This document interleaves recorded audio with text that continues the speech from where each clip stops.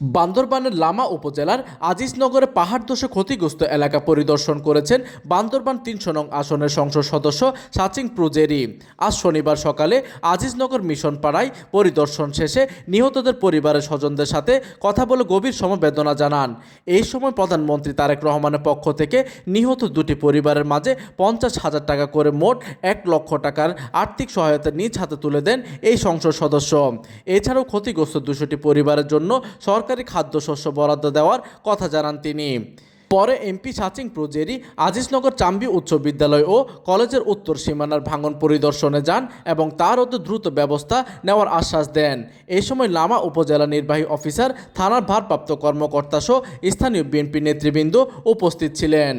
বান্দরবান প্রতিনিধি KH মহসিনের তথ্য ও পাঠানো চিত্রে ডেস্ক নিউজ, দিগন্তের বার্তা 24, চট্টগ্রাম।